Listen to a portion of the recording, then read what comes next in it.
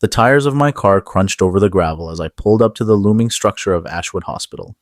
Even though I'd seen photos online, nothing could have prepared me for how massive it looked in person.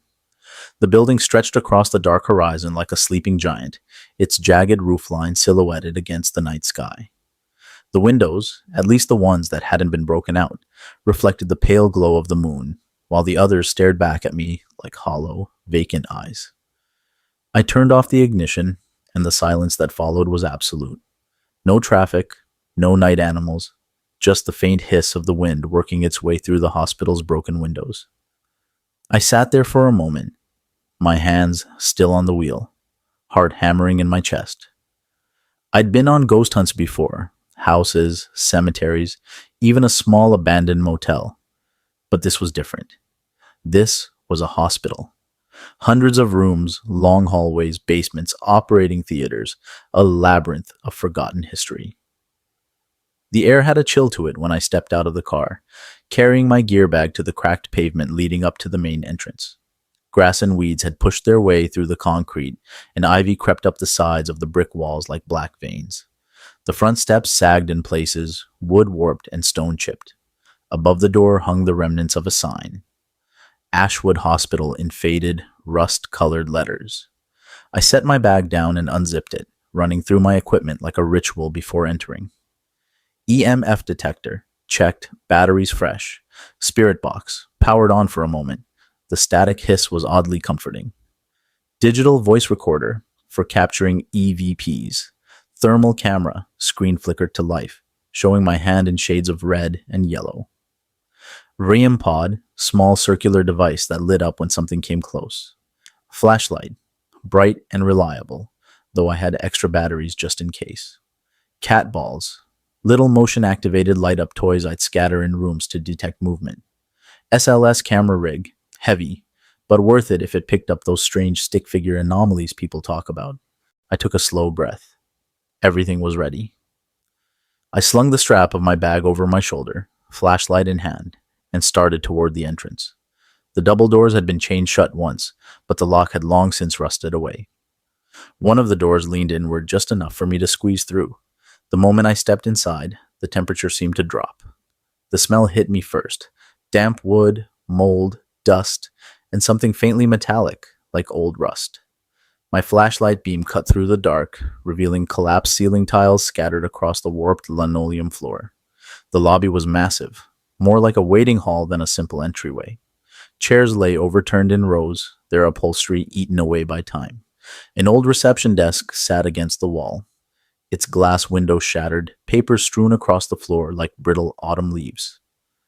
Behind it, a cracked wall clock had frozen at 3:12. I set my bag down again, deciding to make the lobby my base camp. From here, I'd branch off into different wings, returning to regroup and check equipment. I placed the REM pod on the reception desk and switched it on.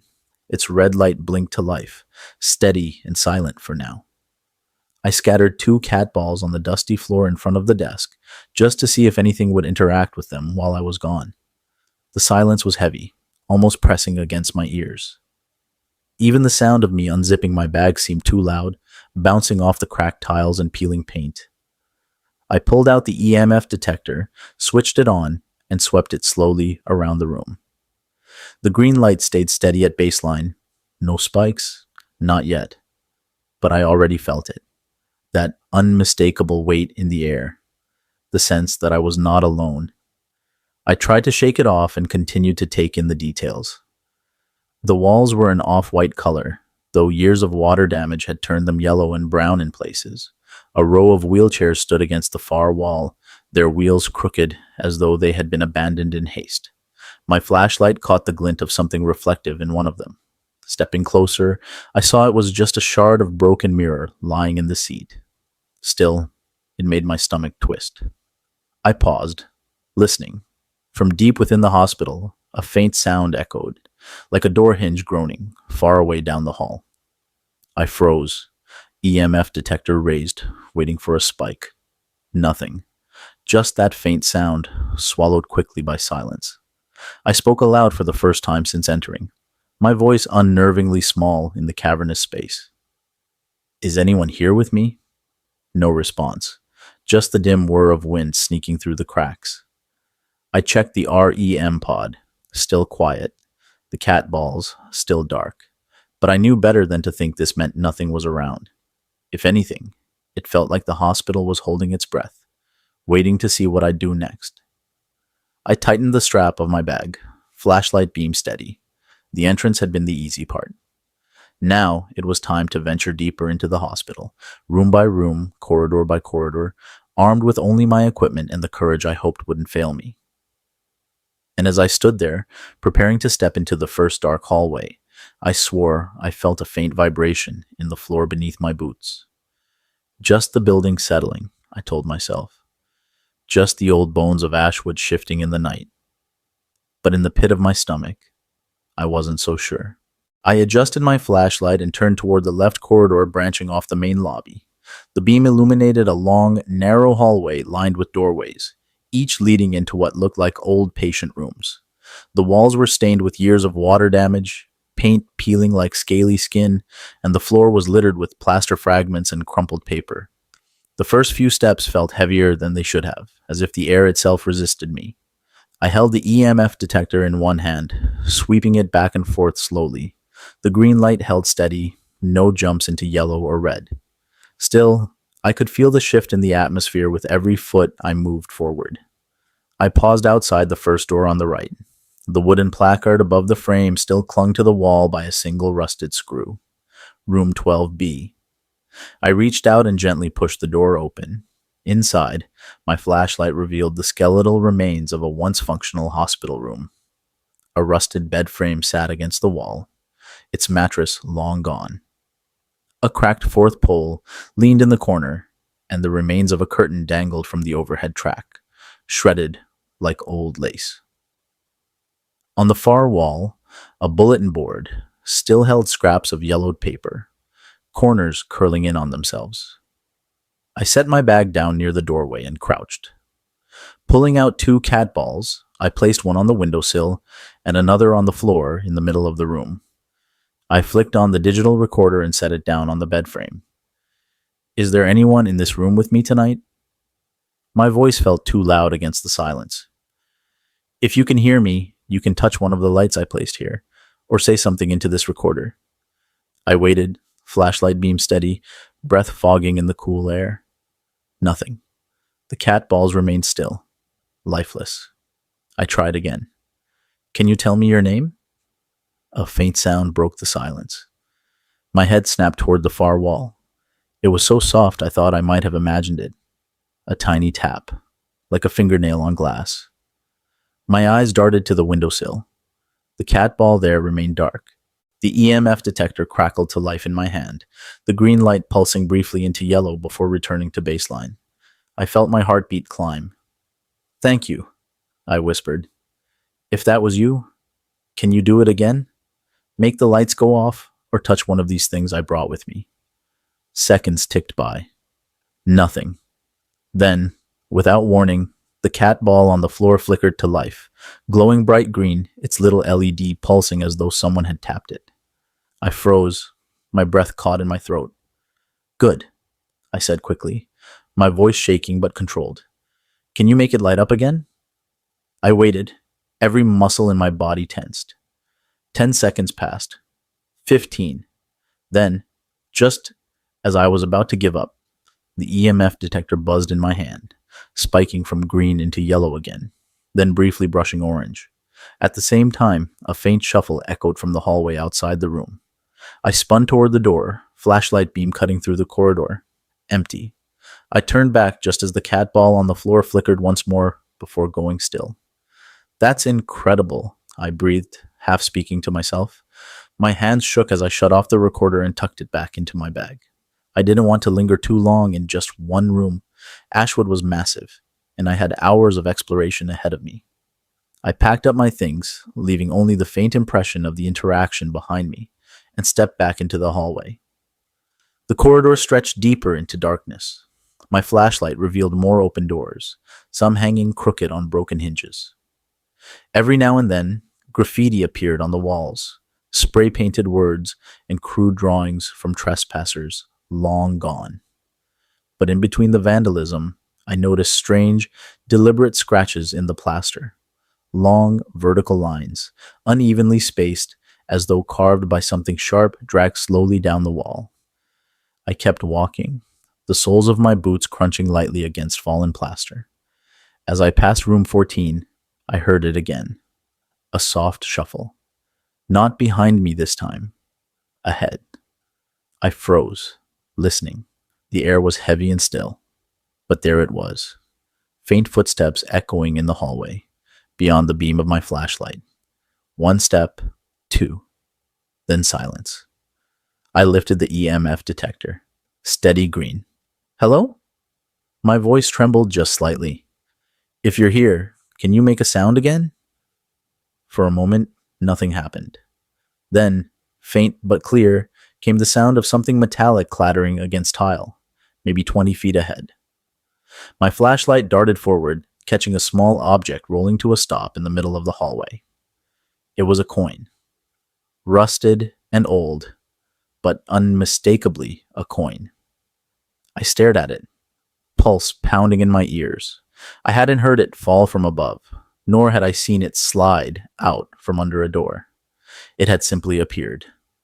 The EMF detector beeped sharply, spiking into orange this time. My skin prickled, every hair on my arm standing on end. Thank you, I said again, my voice low, reverent. I see you. As I bent to examine the coin, I caught something out of the corner of my eye, a flash of movement, like a shadow slipping across the far end of the hallway. I whipped my flashlight toward it, but all I saw was the empty stretch of corridor, walls scarred and doors yawning open. My heart hammered. I reached into my bag for the spirit box, flipping it on. The static hiss filled the hallway, bouncing off the walls. I held it up, slowly sweeping the air. Can you say something to me? I asked. Through this box? Give me a word. For a long, tense moment, only static. Then, suddenly, a burst of white noise broke into something sharp and distinct. Leave. The word was low, gravelly, and quick, but it was there. A direct response. I swallowed hard, my hand tightening around the device. My first instinct was to bolt back toward the lobby, but I forced myself to hold steady. This was what I'd come for. Why do you want me to leave? I asked, voice just above a whisper. The static hissed. Then another burst, this one faint, but clearer. Danger. The word lingered in my ears long after the device returned to empty static. I stood there in the dim corridor, the coin at my feet, the air thick with tension, realizing Ashwood was far more active than I dared to hope or fear, and this was only the first hallway. I bent down and picked up the old coin, the rust flaking onto my fingers. It was heavy, too heavy for something that should have been left to decay for decades. I slid it carefully into a small evidence pouch in my bag. Whatever had placed it there, I wanted to document it. The EMF detector was still twitching, climbing into yellow, and for a brief second I thought it might spike again, but it steadied back down. My pulse slowed enough for me to keep moving. The corridor branched into two directions ahead, left toward a ward with a cracked sign that read Patient Wing A, and right toward what looked like a nurse's station. I chose the left, curiosity tugging me deeper into the rows of rooms. The first door I came to was still marked with a faded number, 15A. I pushed the door open slowly, the hinges squealing just enough to echo down the hallway. The room inside was nearly identical to the others, bed frame rusting against one wall, an old nightstand collapsed on its side, its drawers spilling across the floor. On the far wall, the remnants of wallpaper peeled away in long strips. I decided to do a more controlled session here. Setting my bag down, I arranged the tools deliberately. The REM pod on the nightstand, 2 cat balls on the floor near the doorway, the digital recorder again on the bed frame, the SLS camera rig propped against the wall, its sensor aimed at the empty corner of the room. I switched everything on, the quiet hum of equipment filling the silence. Then I sat cross-legged on the floor, flashlight aimed upward at the ceiling, so the room glowed faintly in scattered light. All right, I said softly. If someone's here, I'd like to see you. You can light up the ball, touch the REM pod, or step in front of this camera. For a full minute, nothing happened. Just the faint hiss of air moving through unseen cracks. Then, abruptly, the REM pod chirped once, a single sharp beep before going silent again. My eyes shot to it. The red light glowed steady, waiting. "That's great," I said, my voice tight with excitement. "Can you do it again? Just once more, if you're really here." I held my breath, listening. After 10 seconds, the REM pod trilled again, this time holding longer, its lights flashing blue and green before fading back to red. I quickly glanced at the SLS camera screen. For a split second, there it was. An odd, skeletal, stick figure outline, standing in the corner, arms bent at unnatural angles. The shape flickered, glitching in and out, but unmistakably there. "Thank you," I whispered. "You're doing great." One of the cat balls flickered at the same moment, as if responding. The timing was too perfect to dismiss. I felt a chill roll across my skin, goosebumps rising on my arms. This wasn't random. This was interaction. The SLS figure twitched again, its outline leaning slightly toward me. The REM pod chirped in response. My chest tightened, not from fear exactly, but from the surreal weight of the moment. "Do you want me here?" I asked carefully. The spirit box hissed to life in my lap.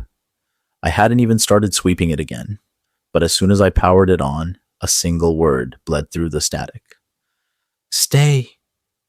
The word hung heavy in the room, as if it had been spoken just for me. I let out a shaky breath. "All right, I'll stay." I powered everything down carefully, not wanting to push too far, too fast. After all, I had an entire hospital to cover. I gathered my tools, slipped them back into the bag, and stepped into the hall. The corridor stretched ahead with more patient rooms yawning open on either side. I peeked into a few, each filled with its own eerie decay. Some had beds stacked against the walls, others contained only broken chairs and scattered medical charts. In one, I found a child's shoe lying in the corner, half buried in dust. I left it untouched. Halfway down the hall, the EMF detector suddenly spiked again, beeping frantically as the light jumped into orange. I swung my flashlight toward the open doorway on my left. The room beyond was darker than the others, shadows pooling in the corners. I stepped inside cautiously, holding the EMF steady. The beeping quickened as I neared the far wall, then cut off entirely, plunging the detector back to green. It was then I noticed the mirror. A tall, cracked mirror leaned against the wall, its frame splintered. My flashlight beam reflected back at me, scattering across the shattered surface. For a moment, I thought I saw something behind me in the reflection. Just a flicker, like someone moving across the doorway. I whipped around instantly. Nothing. But when I looked back, the crack in the mirror seemed to shift. Just slightly, as if the glass itself had rippled. I didn't breathe. I didn't blink. I just stood there, watching the fractured reflection, every nerve on edge. Then, faint as a whisper, came a sound. 3 deliberate knocks.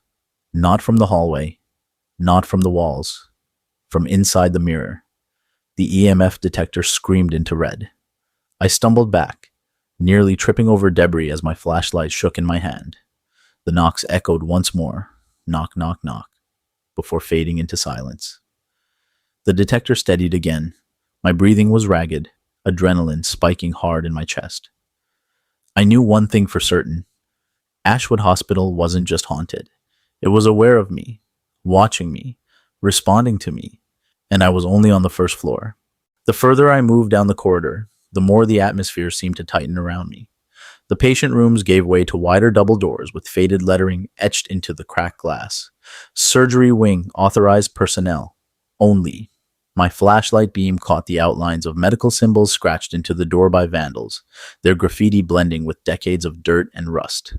I pressed my hand against the cool metal push bar, and the doors gave way with a heavy groan, swinging inward to reveal a wide hallway leading deeper into the surgical block. The smell here was different, stronger, less like mold and more like rusted iron mixed with something sharp. chemical, like cleaning solution long since dried into the floor. My boots echoed against the tile as I entered, the sound unnervingly loud. The first room I peeked into was small, almost like a prep area. A long counter stretched against the wall with broken glass jars, their contents rotted to dust. Metal trays lay overturned, scattered across the floor. The faint outline of a handprint, darker than the rest of the wall, lingered above the sink as though frozen in time. I took out my thermal camera and scanned the room. Reds, oranges, yellows, all normal, except in the far corner, where the room should have been the same cool blue as the rest, there was a distinct shape, a human-shaped patch of cold, standing perfectly still. My breath caught. I lowered the camera to look with my eyes. Nothing. Empty corner. I raised the thermal again. The figure was still there, upright and facing me. "Hello?" My voice cracked slightly. "Can you hear me?" I aimed the EMF detector toward the corner. It screamed instantly, leaping into red, the beeping frantic and loud. The air pressed heavy against my chest. Then, as quickly as it had appeared, the cold spot dissolved. The thermal screen returned to normal. The EMF dropped back to green. I swallowed hard and backed out into the hall, heart pounding in my ears. This wing was active. Maybe too active. The next set of doors led to what was clearly an operating theater.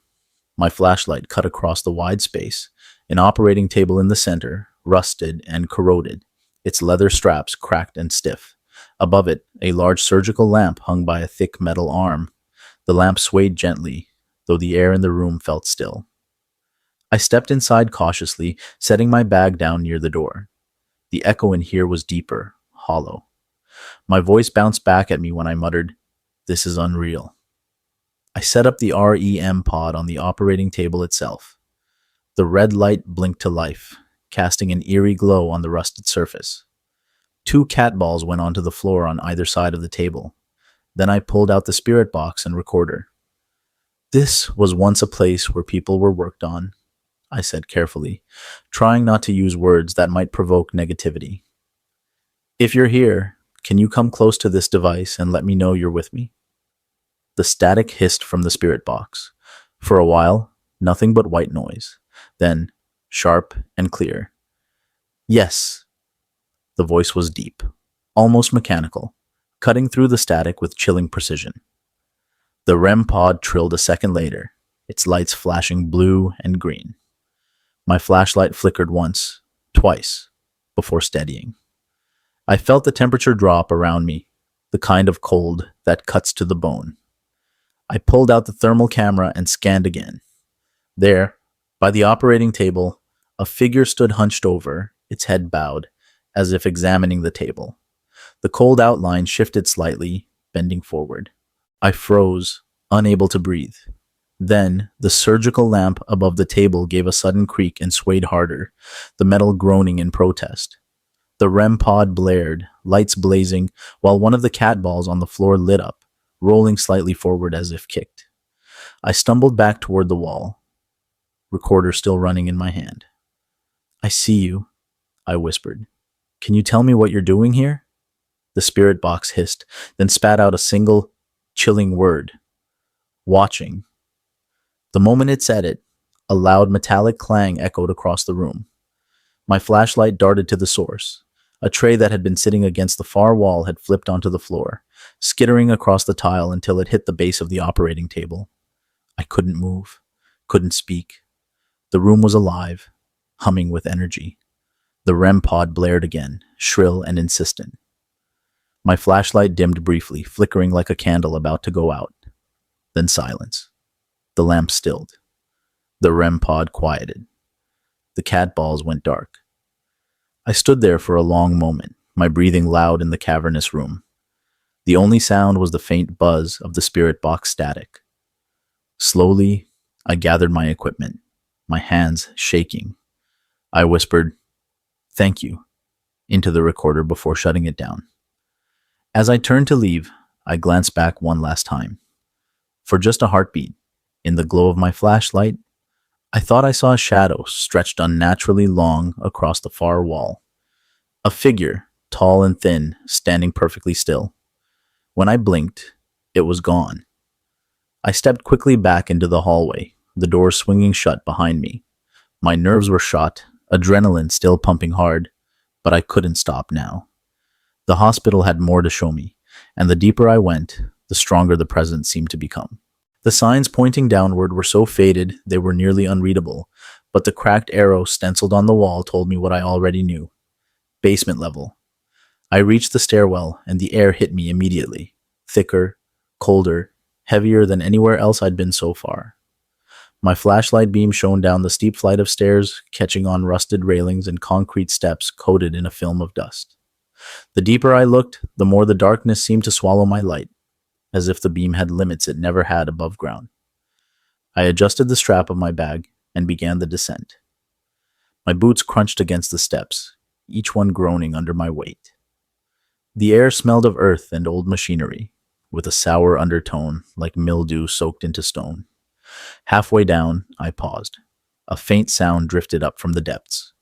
At first, I thought it was water dripping, but then it came again. Slower, deliberate. Tap, tap, tap. Like footsteps echoing up the stairwell, though I knew I was the only one here. I gripped the railing and continued down. Breath shallow, EMF detector in my free hand. The green baseline light held steady until I reached the landing. Then, without warning, it spiked into yellow. "Okay," I whispered, trying to steady my nerves. "If you're here, I hear you." I stepped through the basement doorway and into the gloom. The corridor stretched wide, with pipes running overhead and thick support columns breaking the space into sections. My flashlight revealed massive steel doors on either side, most of them sealed shut. Faded signs still hung above them. Boiler room, laundry tunnels, storage. I decided to start with the boiler room. The door groaned on its hinges as I pushed it open, the sound echoing like a low growl in the confined space. Inside, enormous rusted machinery loomed in the dark, the hulking skeletons of boilers long since abandoned. My flashlight beam cut across them, highlighting peeling paint and massive wheels frozen in place. I placed a cat ball on one of the boilers and set the REM pod on the concrete floor near the doorway. Its steady red glow gave the room an eerie heartbeat. "Can you touch the little lights for me?" I asked softly. "Show me you're here." At first, nothing. Then a soft clink echoed from the pipes above, like metal shifting. The cat ball flickered once, quick and faint. "Thank you," I said quickly, voice trembling. "Can you do it again?" The ball lit up brighter this time, holding steady for 2 long seconds before fading. My recorder was running, so I tried again. "What's down here? Can you tell me?" Silence. Then, from the spirit box in my hand, a low burst of static broke into a word, gravelly and harsh. "Cold." I shivered involuntarily, my breath fogging in the beam of my flashlight. "Do you want me to leave?" I asked. The static hissed again, then another sharp reply. "Stay." The word sent a chill down my spine because it wasn't welcoming. It sounded commanding. The REM pod blared suddenly, lights flashing every color at once. The sound echoed through the boiler room, piercing and insistent. My heart leapt into my throat as I whipped my flashlight toward it. For just a second, in the edge of my beam, I saw the movement. A shadow sliding across the far wall, tall and unnaturally thin, vanishing before I could focus on it. I stood frozen, listening. The air was too still, too heavy. Then came a whisper. Not from the spirit box, not from the recorder, from right behind me. It was so faint I almost thought I'd imagined it. Right here. I spun, flashlight beam cutting through the darkness. Nothing but pipes and machinery. My chest tightened, heart pounding so hard I could hear it in my ears. I grabbed my gear and backed out into the corridor, needing space, needing air. The hallway outside seemed even darker now. I swept my flashlight slowly, the beam stretching across cracked concrete walls. At the far end of the corridor, the laundry tunnels yawned open, long and narrow, disappearing into pitch blackness. Every instinct told me not to go in there, but of course, that meant I had to. I steadied my breath, powered on the SLS camera rig, and aimed it toward the tunnel. The screen flickered, mapping the shapes of pipes, walls, and debris. Then it caught something. A figure. Stick figure lines, arms outstretched, standing in the middle of the tunnel about 20 feet ahead. "Hello?" I whispered, voice shaking. "Can you wave to me? Move your arm?" The figure twitched, one arm jerking upward. My knees nearly buckled.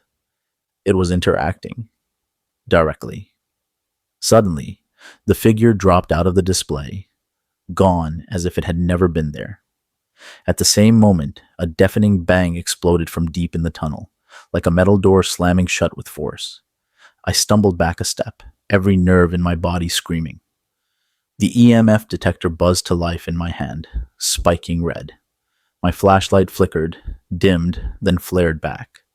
The air felt electric, like the charge before a storm. Then, clear and undeniable, came the sound of footsteps. Fast, heavy, running toward me from the darkness of the tunnel. I froze, flashlight beam locked on the empty stretch ahead, as the pounding footsteps grew louder, closer, until they seemed only feet away. And then, silence. No one there. The corridor was empty. I staggered back against the wall, gasping for breath, my pulse racing out of control. Every piece of equipment was still buzzing, lights flashing, alarms chirping. It felt like the basement itself was alive, closing in around me. I didn't run. Somehow, I forced myself to steady my breathing, to whisper, "Thank you for showing yourself." My voice trembled, but it was all I could do not to bolt. Then I gathered my tools, one by one, and headed back toward the stairwell. As I reached the first step upward, I glanced back over my shoulder one last time, and that's when I saw it. A tall, thin shadow figure standing at the end of the corridor, perfectly still, its outline darker than the blackness around it. Watching me. The moment I blinked, it was gone. I turned and climbed the stairs without looking back again. By the time I reached the stairwell leading up, my nerves were still raw from the basement. I paused, hand gripping the railing, letting my breathing slow. The silence of the hospital pressed around me, broken only by the faint creaks and groans of the old building.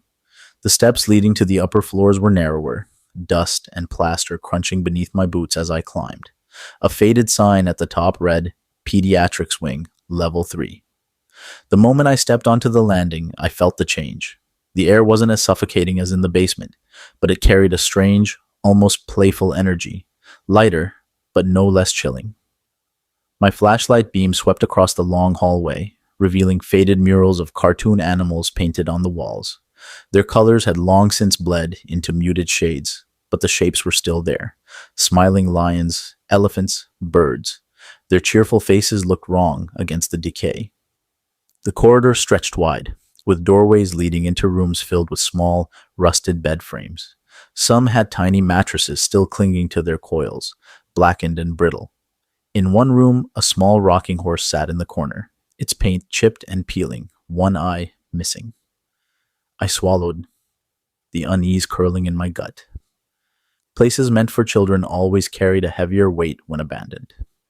I decided to set up in what looked like a playroom at the end of the hall.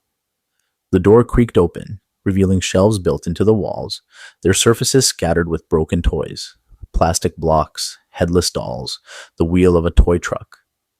In the center of the room lay a faded rug, patterned with cartoon stars and moons, its colors muted to a dull gray. "This will do," I muttered, setting my bag down. I arranged my equipment carefully, 2 cat balls on the rug, positioned like toys. The REM pod on one of the shelves, the spirit box in the center of the room. My recorder propped against a doll, missing an arm. I powered everything on and crouched near the rug, flashlight aimed low. "If there are any kids here who want to play, I brought some toys for you," I said gently. "If you touch one of these little lights, they'll glow." For a long moment, nothing. My own voice sounded too loud in the silence. Then, faintly, The ball on the left side of the rug flickered once. My heart leapt. That's perfect, I said, smiling despite the chill crawling down my spine. Can you do it again? Maybe roll it a little? 5 seconds later, the ball lit up brighter, glowing steadily before dimming. At the same time, the REM pod on the shelf chirped once, as if echoing the response. I swallowed hard, eyes darting between the devices. Thank you. That's wonderful. Then, faintly, a sound reached me. A laugh. Not loud, not sharp. A tiny giggle, soft as a breath, drifting from the corner of the room. My throat went dry. I swept my flashlight beam toward the shelves. Nothing. Just broken toys and peeling wallpaper. Did you laugh? I asked, voice tight. Can you do it again for me? The spirit box hissed, then sputtered. Through the static came a high, childlike voice, faint but distinct. Play. I nearly dropped the device. My chest tightened, torn between awe and dread. All right, I whispered. We can play. Can you tell me your name? The static filled the room. Then, another faint response, this one sharper. Anna. The cat ball lit up again immediately after the name. My hands shook as I held the recorder closer. Anna, thank you for telling me. Can you show yourself to me? I switched to the thermal camera, sweeping it across the room. Reds, yellows, blues, normal heat signatures. Then, in the far corner near the shelves, a small patch of cold. It wasn't tall, no more than 3 feet high. I stared at it, my skin prickling. It didn't move, but it was there, solid, cold, child-sized. My flashlight beam passed over the same spot, showing nothing but toys. When I raised the thermal again, the shape was still there, standing motionless. The REM pod shrieked suddenly, lights blazing. The sound made me jump. At the same time, the cat ball rolled slowly across the rug, as though pushed by an invisible hand. Okay, I whispered, trying to stay calm though my heart hammered in my chest. I see you. You're doing amazing. I reached out, almost without thinking, and set another ball on the rug. Can you touch both of them? For 10 long seconds, nothing happened. Then both balls lit up simultaneously, glowing bright green in the dark. The sound of laughter drifted again, louder this time, echoing faintly down the hall outside the playroom. I froze. The hair on the back of my neck bristled. It hadn't come from this room. It had come from somewhere else, further down the corridor. I packed up quickly, tucking the recorder and spirit box away, though I left one cat ball sitting on the rug. It flickered faintly as I left, glowing once more like a final wave goodbye. The hallway beyond felt colder now. My flashlight beam caught the murals again, their painted eyes following me. I passed door after door until I reached another sign, nursery. The door creaked open slowly, revealing a room lined with cribs. Most were empty, but a few still held rotted mattresses and rusted mobile frames dangling from the ceiling. One mobile, shaped like stars and moons, swayed gently as though stirred by a breeze, though the air was still. I stepped inside cautiously, setting the REM pod near one of the cribs. The red glow pulsed steady. This was for the babies, I said softly. Is anyone still here? The pod chirped instantly, the red light flashing blue. A faint sound followed, a soft cooing, almost like an infant drifting from the far side of the room. I froze, breath caught in my throat. Can you do that again? The sound came again, clearer. Not a baby crying, just soft, rhythmic cooing. Then the mobile above the crib nearest to me swayed violently, spinning faster as though someone had struck it. The REM pod shrieked in unison. I stumbled back toward the door, pulse racing, the flashlight beam shaking in my hand. And then, just before I fled the room, I heard it, faint, right against my ear. A whisper, soft and small, in a child's voice. Don't go. By the time I descended from the nursery, my nerves were frayed. Every step down the stairwell felt heavier, as though the building itself pressed against me, unwilling to let me leave. The entrance lobby stretched wide and empty before me when I reached the first floor again. The main desk sat beneath a shattered window, its wood splintered and warped from years of neglect. The tiled floor was cracked, patterned with stains that looked darker in my beam of light. I chose the lobby for one reason. It was central. Every hallway, every stairwell branched off from here, and I wanted to see what would happen if I set up everything at once. I unpacked my bag carefully, laying out the tools like an offering. The REM pod on the reception desk, 3 cat balls spaced across the floor tiles, the spirit box set on the counter where patients once signed in, my digital recorder centered on a chair, the thermal camera slung across my chest, my flashlight in hand, its narrow beam cutting through the dark. Once everything was in place, I stood in the middle of the room, heart hammering. "All right," I said aloud, my voice echoing faintly. "I've been through your basement, your halls, your wards, and the nursery. I know you're here. If you've been following me, this is your chance to make yourself known. Show me." At first, silence. The empty hospital seemed to hold its breath. Then, softly at first, came the footsteps. Not mine. Light, dragging steps, circling somewhere on the far side of the lobby. My flashlight snapped toward the sound, but the beam caught only dust motes swirling in the still air. The REM pod chirped once, lights flashing, then fell silent. The spirit box hissed alive on its own. Through the static came a burst of voices, layered, overlapping, impossible to separate. "Here. Watching. Can't leave." I swallowed, my throat tight. The words tumbled out of me before I could stop them. "Then, show me who you are." The first cat ball blinked to life, glowing bright green. The second followed almost instantly. The third rolled several inches across the floor, glowing as though nudged by unseen hands. The REM pod shrieked, all its lights flashing at once. My adrenaline spiked. I fumbled for the thermal camera, sweeping it across the lobby. Heat signatures bloomed across the screen, faint but undeniable. Dozens of shapes, pale blue against the warmer walls, human-sized, scattered across the room. I spun, flashlight beam slicing through empty air. Nothing. But the thermal still showed them, motionless figures standing in a semicircle around me. My hands shook. "Oh my God!" The recorder on the chair clicked, capturing every heartbeat, every scrape of sound. Then, as if answering my unspoken fear, the spirit box erupted with a scream. A long guttural cry that tore through the static and filled the entire lobby. I staggered back, hitting the desk. My flashlight beam jerked across the tiled floor, just in time to see the shadow. It wasn't cast by me. It stretched long and tall across the wall opposite, a human shape, but twisted. The head tilted too far to one side, arms too long, fingers spindled like wires. It moved before I did, sliding across the wall as though detached from any body. The REM pod shrieked louder. Both remaining cat balls blinked rapidly, their lights strobing. I raised the thermal camera again, my breath caught. In the very center of the lobby, where my flashlight showed nothing, the camera revealed a shape colder than anything else in the building.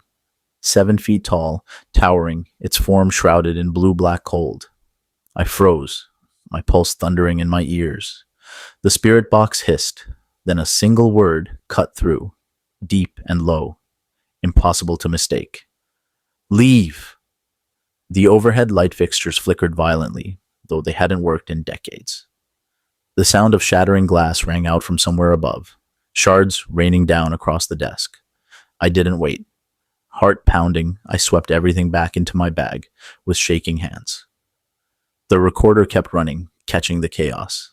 The footsteps came again, louder, rushing now. I sprinted for the main doors, their rusted frames groaning as I shoved them open. Cold night air slammed against me as I stumbled outside. I turned back only once.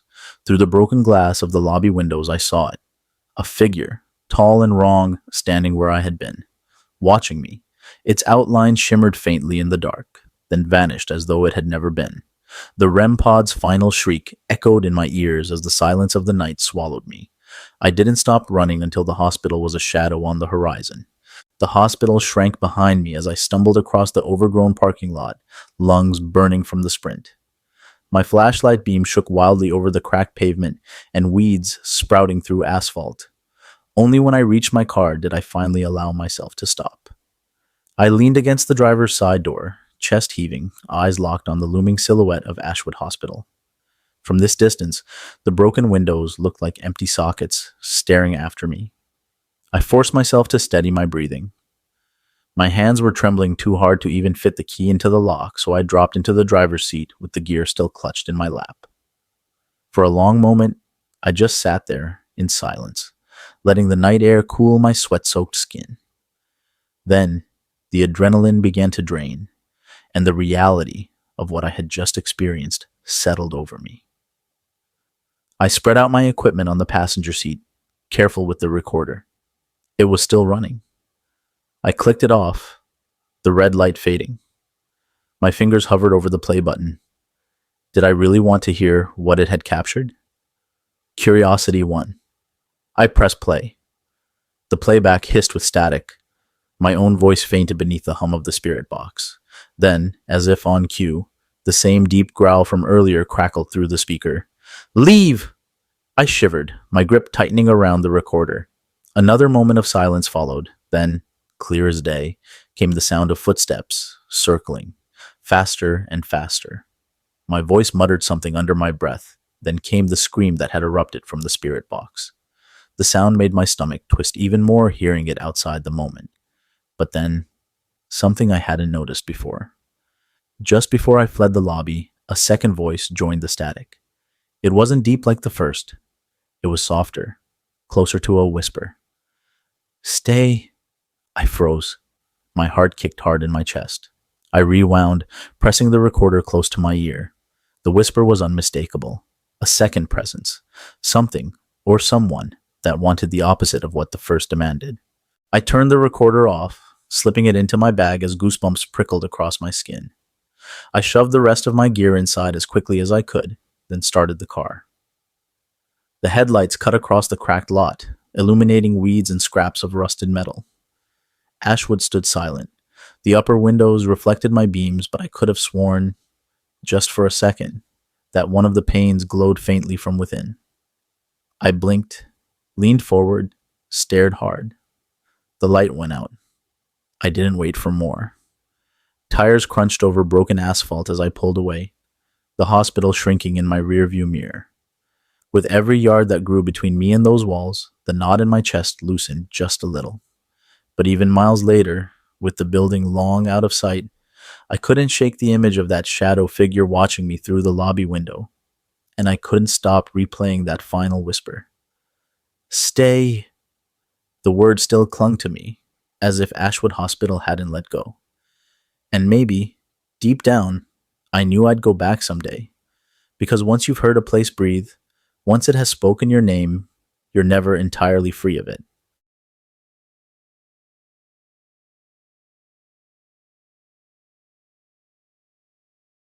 Thank you for watching C&T Horror Stories. Please like and subscribe for more stories.